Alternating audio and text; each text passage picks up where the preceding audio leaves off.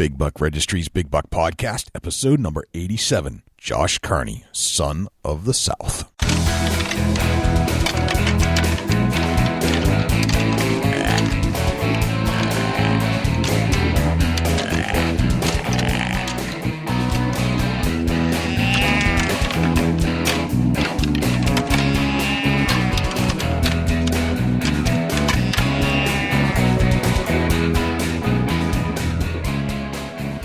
Big Buck Registry is a virtual museum of hunting stories. We preserve a piece of Americana by interviewing and recording hunters about their hunts and experiences from across the country.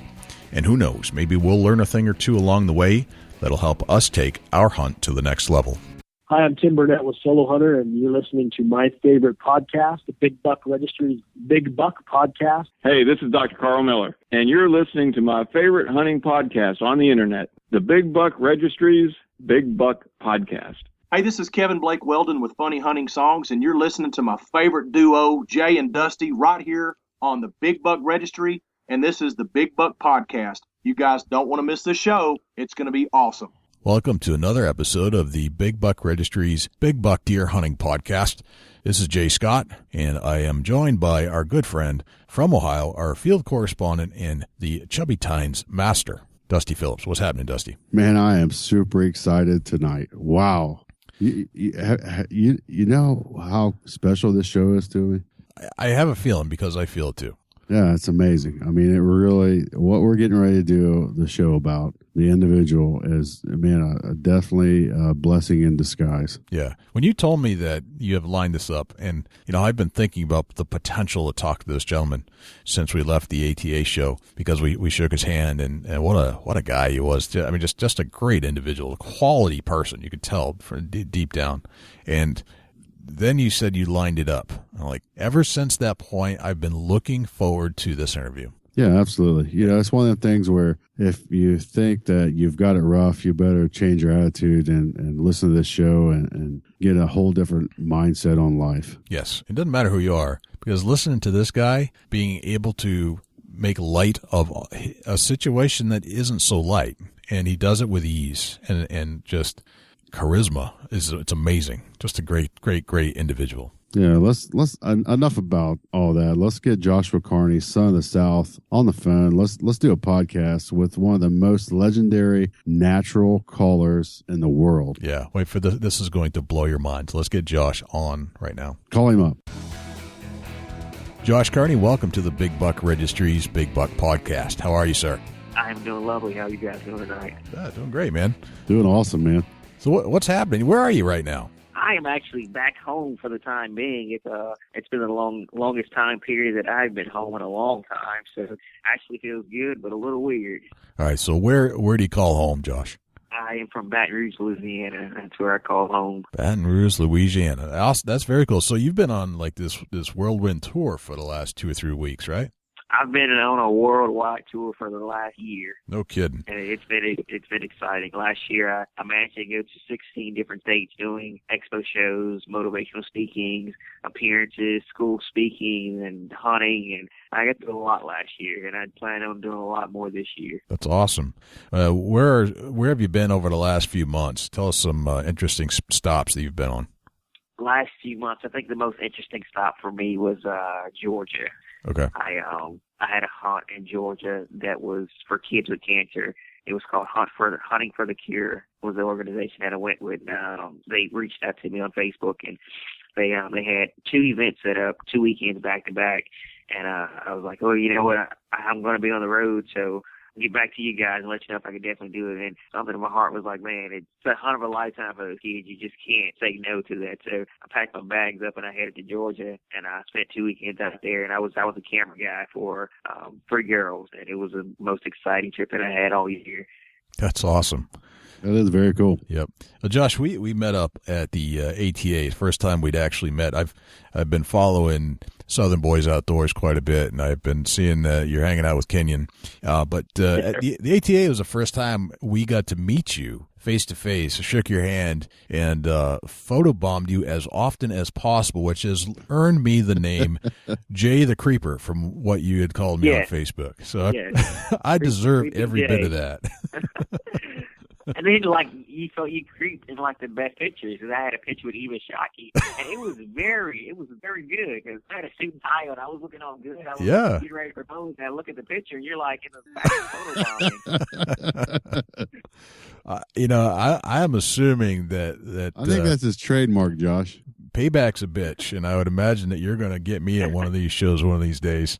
So see, what I'm gonna do to you is I'm not gonna photobomb you. I'm gonna video bomb you. So somebody's gonna run a camera and video, and I'm gonna do the loudest call that I can. Of course you are. There's gonna be brown stuff running down your pants. Awesome. Very nice. I hope you catch chocolate melting in your pocket. I think that he definitely owes you that, Jay, for sure. Oh, I definitely deserve it. I deserve every bit of it. So, all right, game on, sir. So, Josh, tell us about growing up in Louisiana. I'm assuming that's where you grew up. That's where you call home, and you still call it home today. Is that correct? Yes, that's correct. Born and raised here in Louisiana, and one thing about Louisiana, it is hot, and we have a lot of mosquitoes. Like, I think a mosquito is a state bird down here, but it's fun. We get to a lot of different. We get to a lot of different down here. It's a great place to cut back, and it's simple down here. Everything's relaxed and laid back.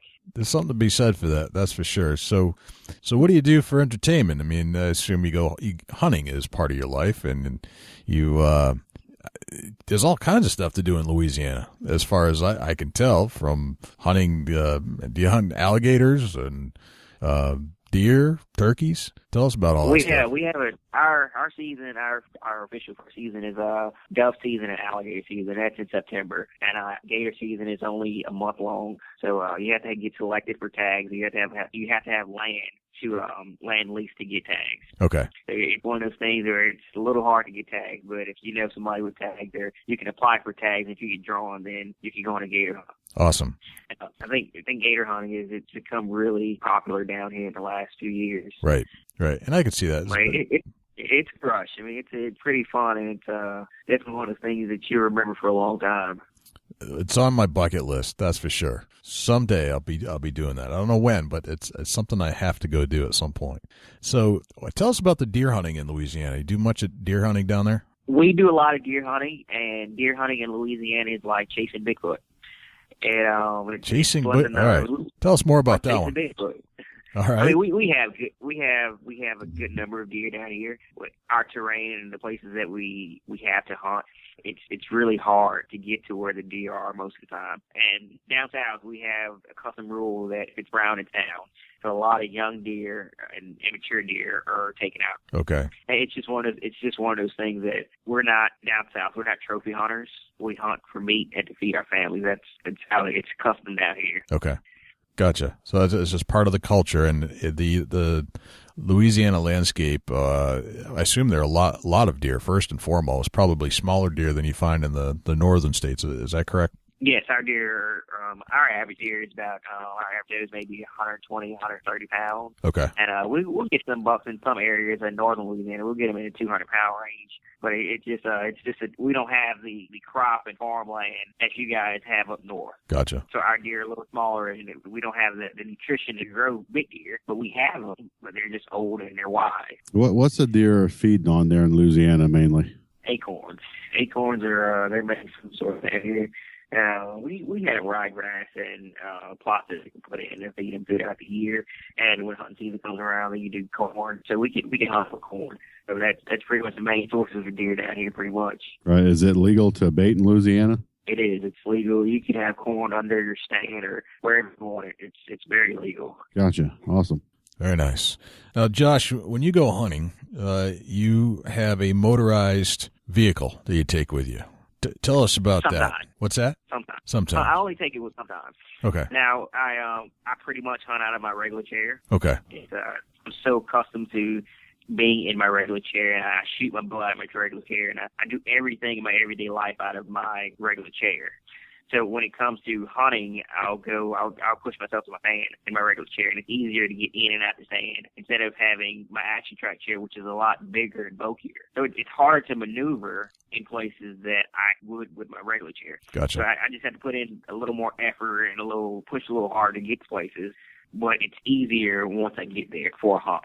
Gotcha. Okay. So you've developed a system that you go to with your regular chair, and your action track that's the chair you had at the ATA. Is that correct? Yes. Okay. Yes. All right. And that's a mean looking vehicle. I mean, it's got some teeth on the tracks. It looks like a tank. But Oh, yeah, it's a pretty wicked chair. Now, see, the reason that I was in that chair at the ATA show was because I didn't want anyone rolling me off in my regular chair because I couldn't lock the brakes. So I didn't want anybody rolling me off, and if they rode that thing off, then they deserve to take me away.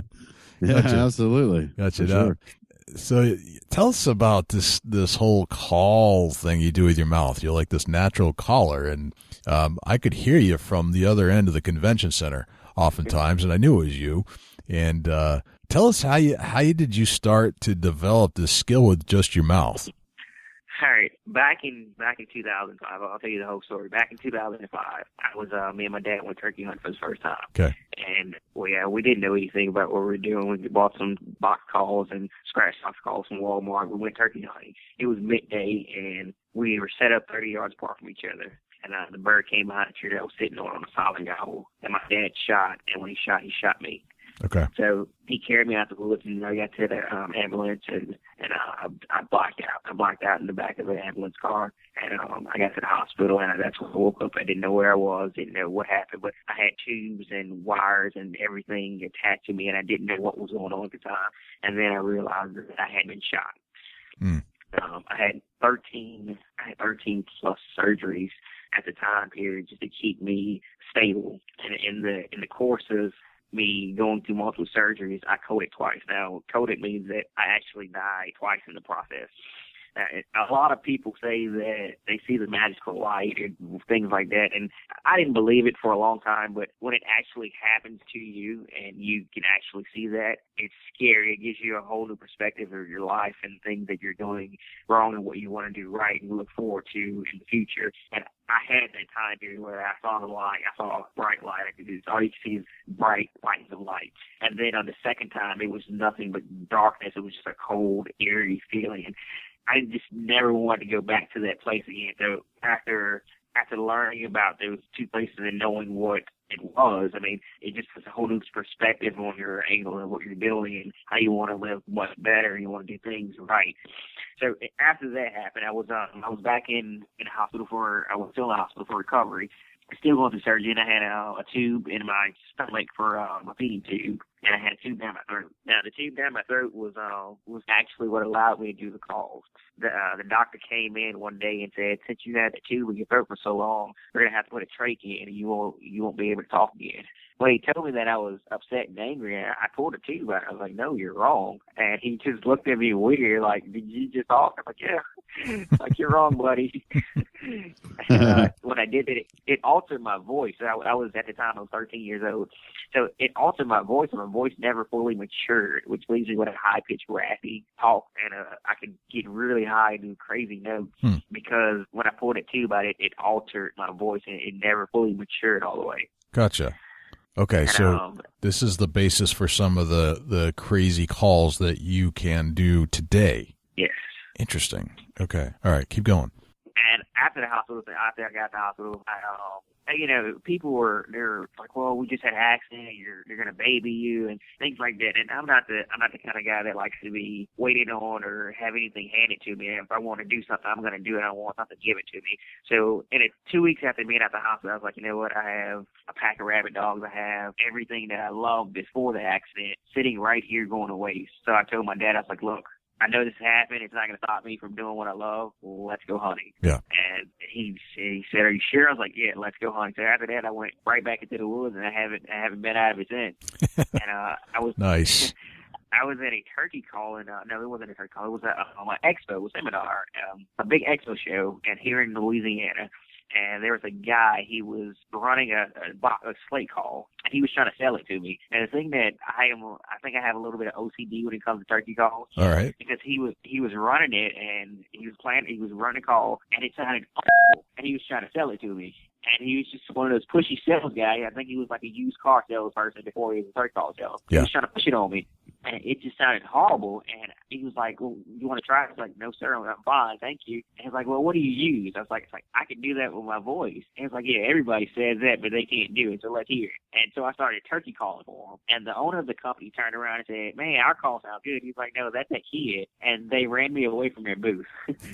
So I went to another company's booth, and we were having, one thing about me is I like to have fun. So I went to another booth, and they were all about it. It was like, okay, well, what can you do? Can you take calls? I was like, I don't know, I just learned that 5 minutes ago, but we can try. So they got this late call, and they were calling. I was calling back to them, and I was going down the aisle acting like a turkey, and they'd have a little gobble box, and that goblet, man, I'd act like a hen going down the aisle. We had a big crowd going. It was the funniest thing ever. Everybody's like, well, what else can you do? I was like, I don't know, I just learned that 10 minutes ago.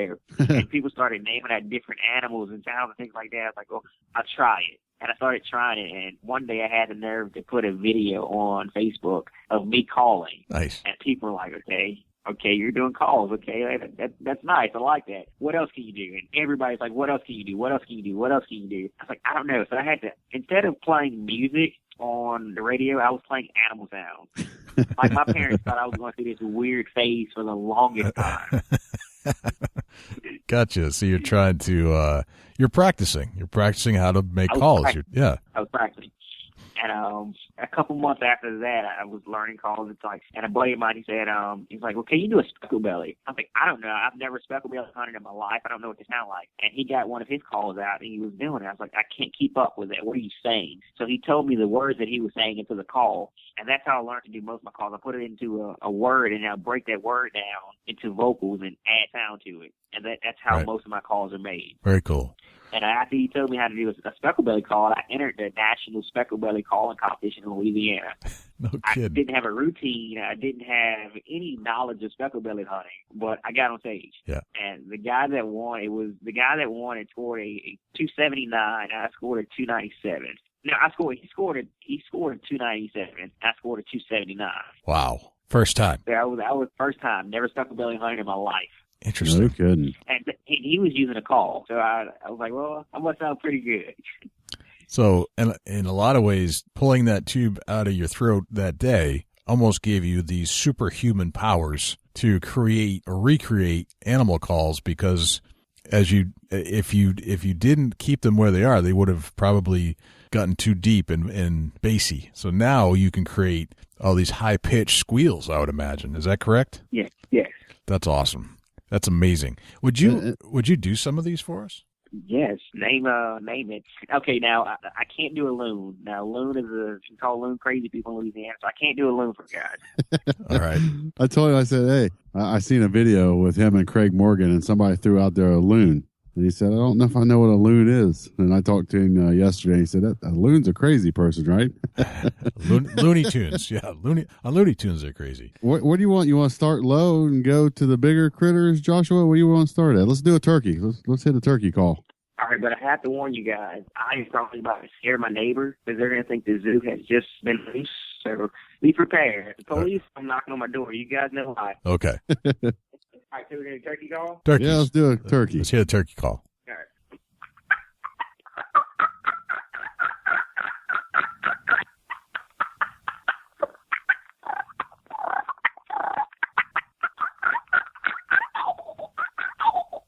That's awesome. Holy smokes. Oh my God. That's, I'm good with my diaphragm. I can't do that. Holy God, that's amazing. Wow. What else can you say to that, Josh? But wow, you got an excellent talent there. I appreciate it. Hopefully the birds like it this spring. Yeah. Absolutely. Let's get into it. Let's do a speckle belly. Speckle belly. Okay, here we go.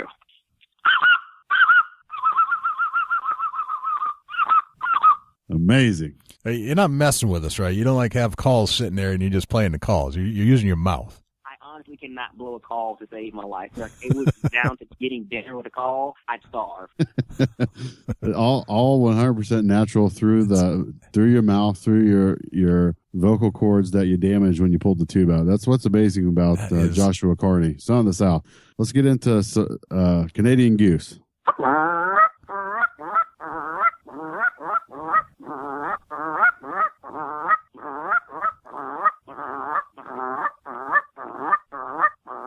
It's amazing. Unbelievable. I'm I'm sitting here with a smile on my face, Jay, because we've seen all this in real life. Yeah. And it's the coolest experience you've ever had. Right. And when you go to these shows, there are calls being played here and there, but none of them are as good as what Josh is doing right now. No, you can, as soon as you hear Josh doing a call versus somebody else, you recognize it right off the bat. Yeah. For some reason, there's a natural tone to it that you can't recreate. It almost becomes too sterile in a call. Go ahead. With a lot of calls, there's an echo in that. It's kind of hard to pick up with the human ear, but if you really listen to some of the calls, you can hear the echo in it. Gotcha. That makes sense. Okay. I don't know if it's just the way that it's constructed or what, but a lot of calls, like turkey calls, for example, they have a really, really high pitch, but an echo to it. And if you listen to it long enough, it's ear piercing. Right. Now, turkeys in the wild, they don't yelp at a very high pitch that'll bust your eardrums. So I think that's where a lot of turkey hunters make a big mistake because they want to hit that call too hard or they want to play it too loud, and it doesn't sound natural. It doesn't sound real to a turkey. Right. And I've seen that where calls, you can tell the difference between a call and what you're doing. Yours sounds. If I close my eyes and somebody asked me which is the real animal and which is the call, I would say that the calls you're making, I would say that's the real animal. It sounds authentic somehow, and maybe that's just because we're animals, I guess, in some ways. Whereas a call is plastic or wood and plastic or something like that. It doesn't. It's close, but it's not that. It's definitely not that. One of my favorites, Josh. Let's hear a mallard. Mallard. I love doing mallards. Now, the story behind a mallard is I actually learned how to mallard call due to my lab that just passed. He got tangled up, and I was trying to tell him to get back, and I kept saying back. I was like, back, like it kind of sounds like a duck. So I went in the house, and I was like, okay, well, I'm gonna just sound like a duck. So I said back, and it just kind of played together. I cut the words up a little bit into the sound. It just worked out perfectly. So here's a mallard that is going to feed and hail. Okay.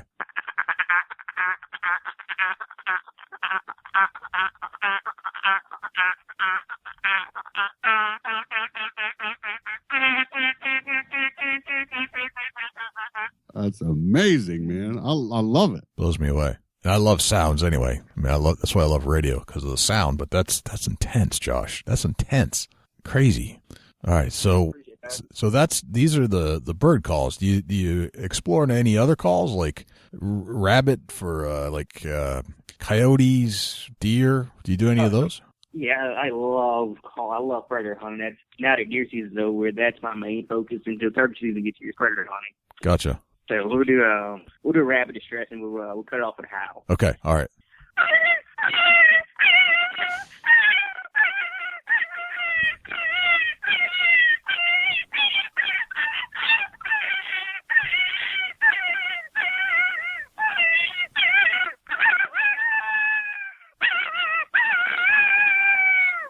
That's fantastic. Wow.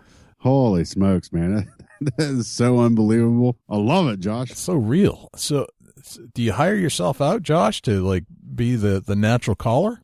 If I actually sold myself, I think that'll be a little form of prostitution, selling a person. I'm still looking at 2,000 though. I mean, you've got a talent here. I would hire you over bringing my own call, just because I think it'd be more effective. I mean, you talk about some of these high-end calls that you bring in the woods predator hunting. A lot of guys will say that the difference between a successful predator hunt and a unsuccessful predator hunt is the call. But you're better than all that. I wouldn't say I'm better. I'm learning. You're learning. Yeah, I was thinking about getting a Fox Pro, but I think I'm getting a Joshua Carney. I'm getting a Carney, man. Oh, you should hear me when I stump my toe. I make the best rabbit distress call. It sounds perfect. All right, stump your toe. I can't feel my toe. That was classic right there. Yeah, he's like, stump your toe. What? What the heck are you talking about? Oh man, Josh, tell me what you said about working your tail off. You're working your hind end off. Yeah, I say so much I forget. You was talking about. I said, yeah. I told you that you worked your butt off to get where you're at today. And you commented back with. You remember? I'd probably say something like, I can't feel it anyway, just something like that. Yeah, you did. Yeah. So That's like I had a friend of mine. He was looking for boots, and he was at the belt. He was like, "What boots do you recommend me get, or what boots do you wear?" I was like, "I don't know, man. The ones that feel good on my feet." And then it took him a second to reply. Right. And he was like, maybe I asked the wrong person. Maybe just a tad. So Josh, I get the feel you like to play with people. You have this great sense of humor. Do you think you have is that part of your being? Is that how you've always been? Like you've always liked just kind of cutting up a little bit and having fun? Before I was in the hunting industry, I used to be a stand-up comedian. No way. Now, that's not a joke. Really? Interesting. Yes. Yes, I used to do stand-up comedy throughout high school and a couple years in college. No kidding. All right. So now I'm starting to get the picture of Mr. Josh Carney here. So you had a whole stand-up routine that you were doing. Yes. It was pretty good gig for a little while. Gotcha. You have a stage presence when I'm around you. I can tell you, like you've got a performance type feel to yourself. Like when you're on stage in a sense, and yes, sir. You accept it, you embrace it, and that's not an easy thing to do, to stand up in front of people and talk to anybody. But to you, it seems like whoa. I don't stand up and talk to anybody. Oh, Jay. See, now this is nice. See, there's that comedian again, but you get up in front of people on stage, right? I mean, that's a hard thing to overcome, and you do it naturally. I feel anyway. Do you feel that way? I don't know. I mean, I'm just a stand-up kind of guy. I don't know what to say. Oh, man. Tearing you up, Jay. Tearing me up. Yes. Hey, Josh, let's hear this elk call. It's legendary. All right, let's get the elk call.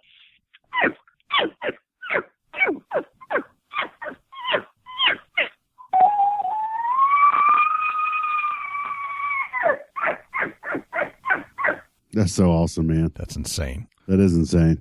Wow. So Josh, do you put this stuff into practice? Do you duck hunt, you elk hunt? Do you do any of those things? I actually do. I haven't elk hunted yet, but I'm looking forward to going on an elk Okay. hunt, hopefully this year.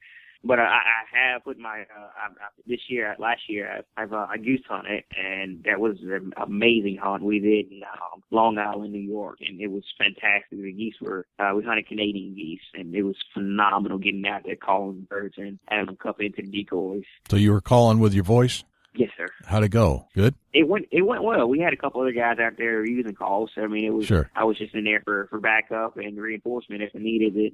But my thing is turkey. I think it was the other way around. They was there for backup to you. Right. So when you get a little hoarse, they would pull out their calls. But yeah. So when you're doing this stuff, does it kind of weigh on your voice a little bit? Do you get hoarse here and there? Now, doing like when I travel and do expo shows and things like that, I'll do a show for 3 days, and having people ask you to do calls for 3 days, it is a little stressful, and it strains my voice a little bit. But after each show, I'll go and take. I'll do exactly what they do. I'll go and take water and honey, or I'll take something that we call a hot tonic. Yeah. It's lemons, peppermint, cough drop, and honey. Okay. And it kills the bacteria in your throat and soothes it and get it ready for the next day. Kind of makes it feel better. I've seen like professional singers take honey and lemon and tea and certain kind of things that are teas that are good for your throat. That kind of thing. Yes, sir. So that's the kind of stuff you get ready for. I mean, it's got to weigh on you a little bit, but that's amazing. What else can you do? What other kind of calls? Let's try something. Wood duck. I can do wood duck. That's nice. I love wood ducks. Wood ducks are awesome.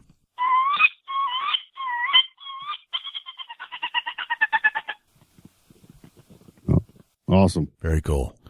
So Josh, we'd like to hear a deer hunting story, if you wouldn't mind, and how you prepare to go into the woods.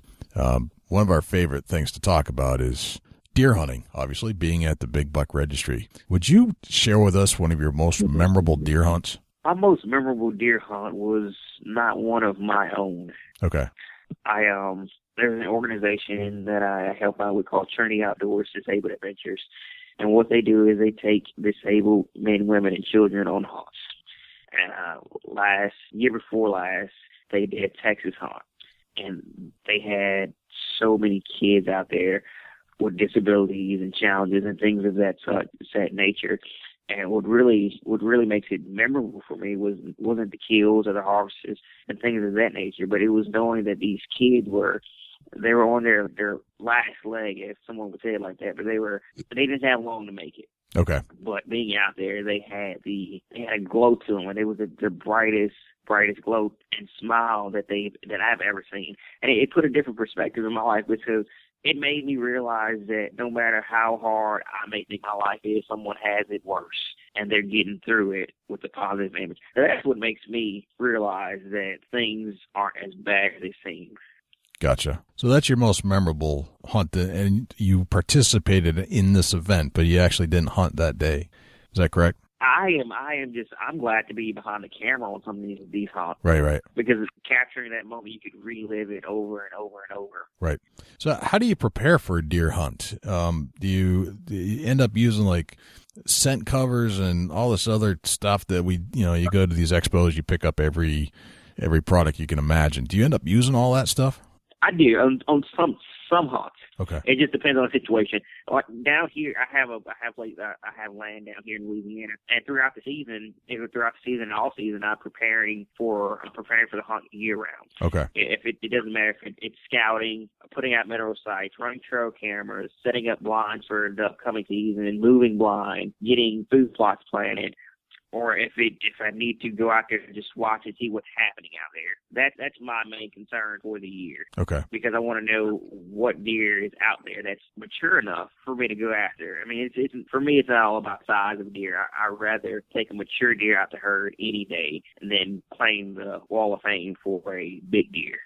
Gotcha. So in the off season, I'm preparing for the upcoming season. And once the season gets here, then what I'll do is I'll check my cameras, I'll do my homework and study and find out what's the best time to go to that stand, or maybe check another stand, or maybe just hunt a field.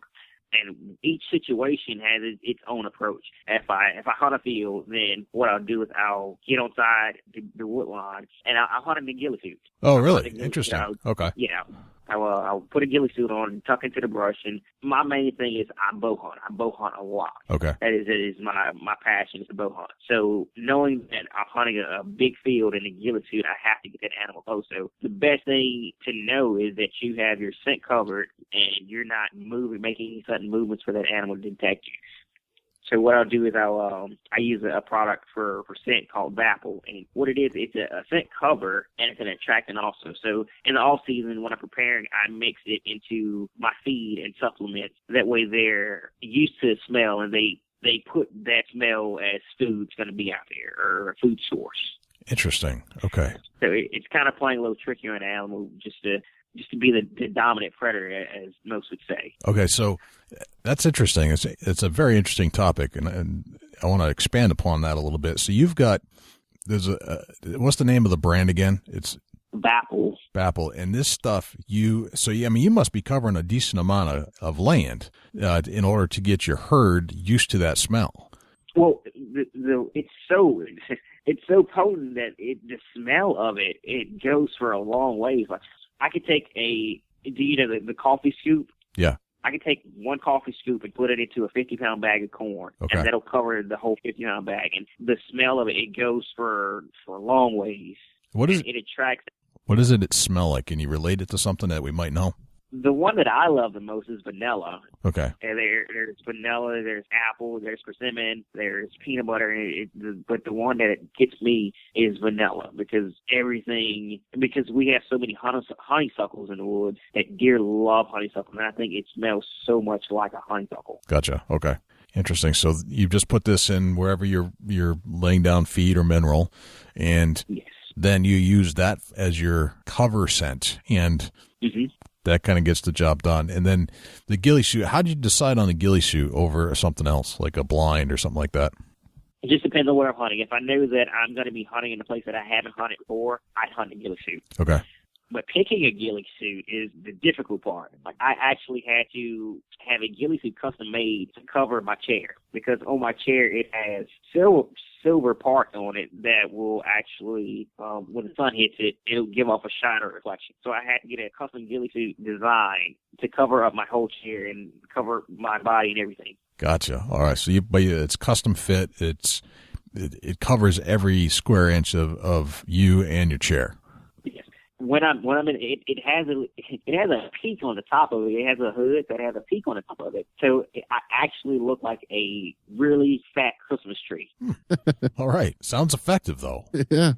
It works. I've had animals come right up to me and they never noticed that I was there. Right. Gotcha. And then you're shooting. You said you love bow hunting, so you do some quite a bit of bow hunting in your ghillie suit. What kind of bow are you shooting?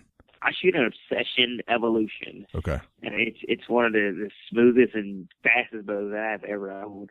See, the thing with me is being in a wheelchair, it's already difficult to have a bow and get a bow that's comfortable for you. And you don't want to fight. You don't have to fight something that you don't want to fight against. Right. Like the way I look at it is the equipment you take to your field is a part of you when you're out in field. So your bow has become a part of you, and you don't want to fight against it to make something happen, to make success happen. Right. It's a good So point. for me, I'm not gonna fight against the back wall of a bow because it wants to go. Because a lot of bows, the cam cycle, the way the cams are built, they have that give to them. That's how they get their speed. And I don't want to fight that, knowing that it'll make me mess up or make it an imperfect shot. Gotcha. What poundage are you shooting? I am actually shooting 60, 65 right now, but No I kidding. just ordered a new bow with 80 pounds. No kidding. Dang, man. I have some really crazy hunts lined up for this year, so I want to be prepared. So I'm going to do, like I said, I'm going to try and do an elk hunt this year, and I have 2 bear hunts lined up for this year. So I want to make sure that when I give them the arrow, I want it to pass through. Right. So, dang. So you're going to go do an elk hunt with your bow. Yes. And I do that hunt with a bow. where are you going? Which state are you going to? I think I'm going to try to go to Utah. Okay. Very nice. And go ahead. When you travel, Joshua, how do you take everything with you? I load it on a truck and I just drive. Most of the time I travel. I travel solo. Well, it's just me and my dog, and my dog goes everywhere with me pretty much. He wasn't at the ATA show because I didn't think they'd allow pets in there, and I went there to have a good time as business wise. I just think it would be better to leave him back at home. But every trip we go on, it's me and him, and he's probably the most laziest dog when it comes to road trips. Really? He could ride for 10 minutes and he'd sleep for the whole trip. No kidding. Crazy. What are you driving, Josh? I'm embarrassed to say. Why is that? I have a Ford F-150. Nothing wrong with a Ford F-150, man. Yeah, I know. A lot of people give me a hard time for Ford, but I love anything that gets you from A to B. I am happy with. Yeah. Yeah, absolutely. You can't, man. Don't let people beat you up over your ride. You gotta go, man. And it gets you there. That's all that matters. Yeah. I mean, if they talk about my truck, they just look on the back of it and have, a big deer and a monster chair. So I mean, it goes hand in hand. Gotcha. That makes sense. So you bomb around in your F-150. You take it everywhere you go. Whenever I see some online when I'm checking out your Facebook page, Jay the Creeper, making sure where you're at. I like to go and see what you've got. You'll be in one spot one time, and then you'll have a map going somewhere else. Do you bomb around normally in the F-150, or do you travel with friends, or how does that usually work out? It just depends.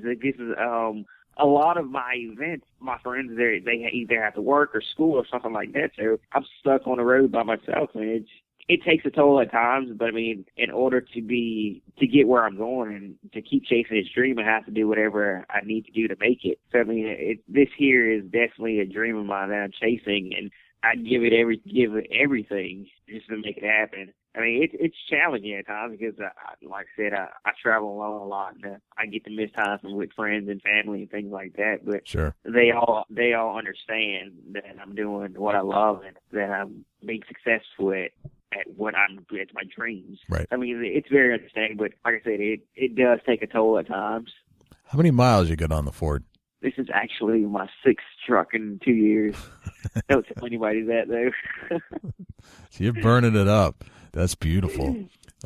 Man, that's intense. So where do you want to go with everything? I mean, it sounds like you got a good following going. You got things lined up, and I get the feeling like you're taking your stage presence and you're making yourself known and what's going on, your challenges. Just there's nothing getting in your way. Where do you want to go with this thing? In all honesty, my dream is to inspire others, and if I could do it through my passion and what I love doing, then I am all for it. But I want to inspire people and motivate people. I mean, I don't. The whole fame and attention thing. I'm very. You might not know, but I am a very shy guy when it comes to things like that. I don't care for it, but I mean, I like to have people saying, because of you, I didn't quit, or I kept moving. You motivate me. And that's my angle. That's what I want to do. I want people to say, you've helped me succeed or helped me do something that I thought was not possible. That's what I love. That's my goal for my journey. But along the way, if I get to kill great animals, then that's totally fine. But my best reward is having somebody say, because of you, I didn't quit. Yeah, that'd be a good reward. I'm with you on that. That's a good one. That's a great one. Absolutely. What do you got coming up in the near future, Josh? Where you headed out to? Next month is going to be a really busy month for me. At the beginning of next month, I have a school speaking at the school that I actually graduated from. So I'll be talking in front of 300 kids about being successful and chasing dreams and not giving up and motivating them to keep going on and give them a positive outlook on life. And once I leave there, I head to Alabama and I do the same thing pretty much, but I tell a story about turkey hunting and turkey safety and get everybody prepared for turkey season. And I'll get to tell my story and get to interact with kids and things of that nature. And after that, I drive back home to catch a plane to head to Pennsylvania for the Great American Outdoor Show. Nice. For 4 days. I've worked with flying arrow archery and at that show. And once I get there, I'll get on the plane, fly back home, only to get my truck to drive 10 hours to Nashville to do the NWTF show. Or I'll be working with a couple great companies, the Country Girl Outdoors, which is a great organization. They have 3 little girls that are turkey killing machines. I think they are on their way to get their Grand Slam at 10, 8, and 6. Yes. Yeah, it's 3 sisters, right? They're already on their way to get their Grand Slam. I think they're 2 birds shy. Yeah, we were hanging out with those guys over at the ATA, as I recall. Is that correct, Dusty? Yeah, for a brief minute. Yeah, I am actually I'm taking one to Nebraska with me this year, and I'm gonna call a bird in for her so she can finish her slam. So that's pretty exciting. That's awesome. All right, so you got a pretty busy schedule. So that's through this next month, and tell us where else you're going to be this year. Well, after NWTF show, I get back home for a week. And then I fly out to North Carolina to do another show. I get back home from that show. 3 days later, I drive to Oklahoma to do a show. And then after that, I leave Oklahoma and I'll head to Texas to do a hog hunt for a day or two. Mm-hmm. After that, I drive back home to catch a plane and head to Fort Mill, South Carolina, to do a grand opening for Cabela. So I'll be doing a couple grand openings for Cabela's this year, which is pretty exciting for me. That's a heck of a lineup, man. Are you ready? Sounds like you got yourself quite a detail there. Josh, you still there? Josh? Gone. Yep. Battery. I think I heard it beeping. Heard a buzz. I apologize about that. My service at my house is not all that great. No, don't apologize, man. It's no big deal. Yeah, no biggie. If you just figure some chicks are blowing up your phone. I don't know about all these girls that you guys are talking about. You guys are keeping it. Like, I'm not aware of that. We see the kissy smoochy on the cheekers every show. Yeah.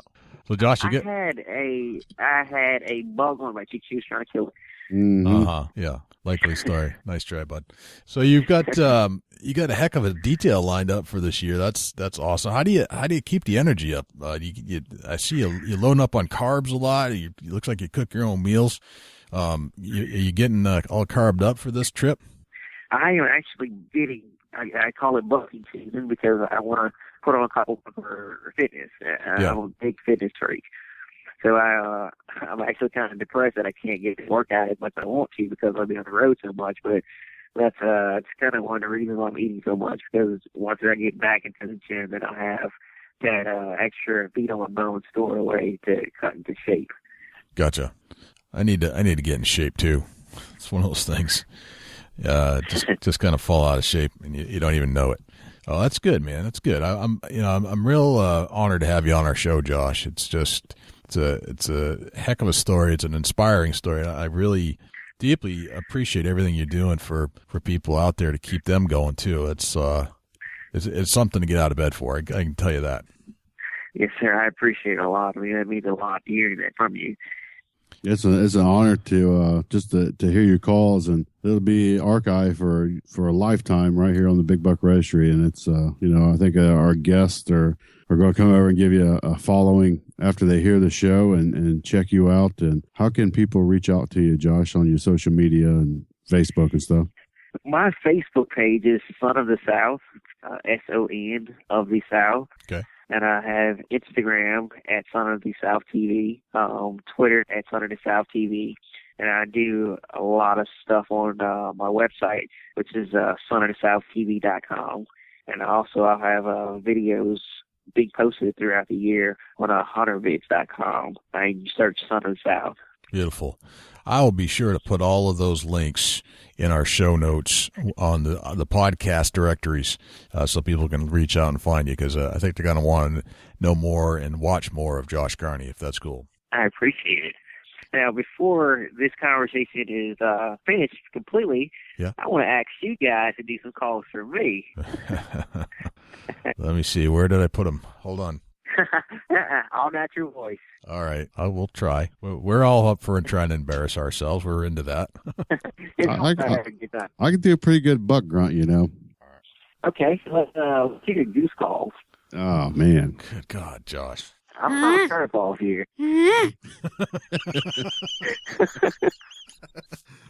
Try it. Come on, Jay. I did it. Let's hear yours. I don't even know if I can do this. I wish I had known this. I would have practiced. Sounds like a dog. All right, I'm going for the buck call. Here, we're going to do a little buck grunting. Are you passing gas over there?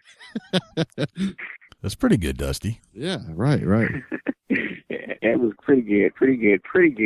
Now I love buck grunts. Yeah, I grunted in a deer for my first time ever grunting in a deer, and it was pretty neat, pretty exciting to get to watch that, get to see all that go down in action.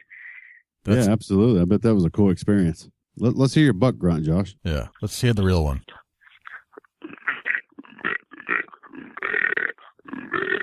Yeah. That sounds real as it can get. Yeah, that's a good one. That's a lot better than mine. By a long shot. How many hours did it take you to learn all this stuff, Josh, to just practice? Once you kind of tried it once, did you spend just hours listening and practicing and trying again? Or is it just something that came natural? Yes, okay. I've listened to sounds, and the hardest thing is figuring out what word it sounds like. Because I break all my sounds down into words. For example, for a Canadian goose, I'll say bark, just like a dog, bark, and I'll extend that bark. I extend it like if you're writing it down on paper, it's B, 5 A's, 2 R's, and a capital K. So it goes bark. Gotcha. No, that makes sense. That makes sense. It's like kind of putting some of this stuff in perspective. So it's incredibly handy to be able to make these calls with your voice instead of having to carry a call, especially if you forgot it in your truck or something. You don't want to go back. And, there's some moments in the woods where you need a call to make that hunt successful. And some of you don't have time to go digging through your bag if you forgot to pull it out in the first place. I'm like Geico. I saved a lot of money on calls by switching to natural voice. Oh, man. How many times have you been tooling around and a flock of geese come over and it just hit you that you got to call to them? I've actually done it in a conversation with people a couple times, and they just look at me weird. Like actually here at my house now, we have speckle-belly geese, and they fly at night. I think it's the weirdest thing ever. Right, they feed of a night. And sometimes if I hear owl in the night, I'll go outside. I'll get out of my bed, go outside, just call for an owl. Who cooks for you? Who cooks for you now? Right? Yes. It's the old adage. Let's hear the owl.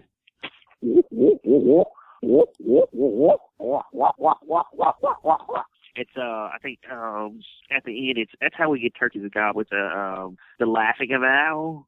It's wah wah wah wah wah wah wah wah. That's the trick right there to get them to gobble, huh? Yes. The laughing owl. I love for me. What I love is a peacock call that gets a turkey fired up like crazy. Right. Can you do those? Oh yeah. All right, let's hear your peacock. That's amazing. That's insane. You sure there ain't a peacock in your place there, Josh? Pretty sure. Hanging out at the local Baton zoo somewhere. You sure you're not in the middle of that right now? Well, I was deprived as a kid, so my parents just dropped me off at the zoo, and that's how I made my first set of friends. That's awesome. Oh man, Josh, this has been awesome, and God, you got us hooked right into all the stuff you're doing. We're 100% behind you. So if you ever need anything from us, you just let us know. I appreciate it. It's safe for you guys on my end. Awesome, man. Thanks for joining us, and man, we look forward to seeing what you got coming in the future. Yes, sir. I appreciate it, guys. Thanks to Josh for joining us. The man is just got it going on, I have to say. Oh, man, what a great individual. You know, we've been real fortunate. Billy Dahl, Josh Carney, the two individuals that's touched us, man, really touched us. Yeah. And I hope you as a listener, it touches you too. And we ran into Josh at the ATA, and he's touching lives. There's no doubt about it. You know, you listen to his story and you listen to what he can do, and it's no joke that it's all natural with his own individual voice doing these calls, and it's amazing. It's amazing to see in real life.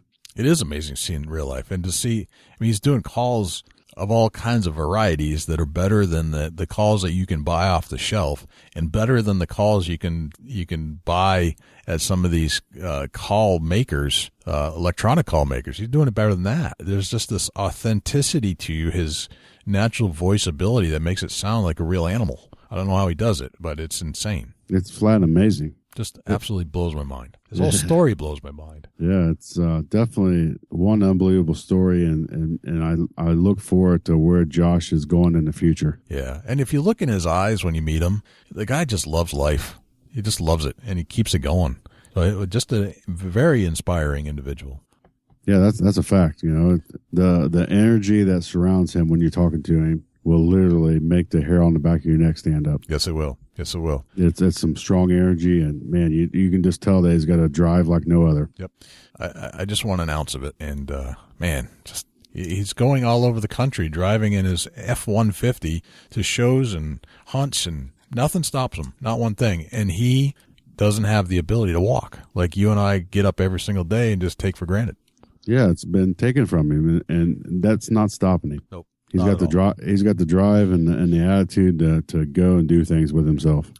Just awesome, dude. So, if there's anything we need to do for Josh, we're there for him, because we know darn well that he'd be there for us, and it's just that kind of person. So. Absolutely, man. Thanks for joining us, Josh. It was a great interview, and man, we really look forward to what's to come for you in the future. Yep, we'll be watching you. Jay the Creeper will be watching you. Just so you know. Do we have a Chubby Tines tip of the week, Dusty? Yeah, we do actually. You know, I'm running into a lot of questions now that season's winding down for most states, and you know, it's a lot of them's been out for a while. Running into a lot of product questions. You know, very fortunate this day and age that the internet is out there. If you're looking to buy a product, a tree stand or a bow or a gun or whatever you're looking to buy to take your hunt to the next level, the internet is key to checking out reviews. You know, if you're going to buy products and you're spending your hard-earned money, check out the reviews, take it to the next level, and make sure that you're buying something that's going to benefit you instead of just wasting your money. It's a good one. I like reviews a lot, definitely. It makes a big difference in your satisfaction, I think. Yeah, it's you know, it's one of the things where most products get on the market and people buy them and they've spent their money and they give it a review, and all that information's public and it's right there at your fingertips if you just take the time to research what you're wanting to buy. You know, I can't speak for a lot of products because I don't own them. Yep. And when I got questions, I that's where I send them. Go check out a product review. So if you're looking to spend your money hunting products, check out the reviews on the line. Absolutely. Great tip. Love that one. Well, another great show, Dusty. So how can we find you offline? Facebook.com/Chubby Tines Outdoors. dusty@bigbuckregistry.com. You can send me an email right there. You can also check me out at facebook.com/antlerlife. Very Jay, cool. how can people reach out to the creeper? Jay the Creeper. Thanks, Josh. You can find me at www.bigbuckregistry.com, or you can find us, I should say. That's it's not me. It's our brand. It's our place where we go and hang out and look at some big deer. BigBuckRegistry.com and listen to podcasts. And it's if you'd like to tune in to the Facebook page, it's Facebook.com/Big Buck Registry. We're also on Twitter. We're getting a lot of activity on Twitter. That's BigBuckRegistry.com/Twitter. We just got onto Instagram. It's BigBuckRegistry.com/Instagram. You can always give us a call at 724-613-2825. Leave us some feedback there if you'd like. And if you would like to get your Big Buck featured on our Wall of Fame, so to speak, on the Facebook page and be famous for a day, send it into www.bigbuckregistry.com/mybuck. And if you are in the outdoor industry and you like to get a share going with the Big Buck Registry and get it out to our 150,000 plus fans, you can send it in to www.bigbuckregistry.com/S4S. Big Buck, everywhere a big buck. Everywhere a big buck. Yes, sir. If you get a chance, everybody, all the listeners, if you could take a minute, go to bigbuckregistry.com/iTunes. Give us a review. Man, we'd like to see the reviews, and it kind of keeps us in check if we're doing what you want to hear. Absolutely. It gives us a little insight and a little outside of the listeners to give us a review and let us know if we need to change anything. If you're listening in the car and maybe the bass is too much, just let us know. We'd be glad to try to change it up a little bit and make it a better experience for everybody. Absolutely. Well, man, another great show. Thanks to Josh. This is Jay Scott. And I'm Dusty Phillips. This is the Big Buck Registry's Big Buck Deer Hunting Podcast. See you next week. Can't wait.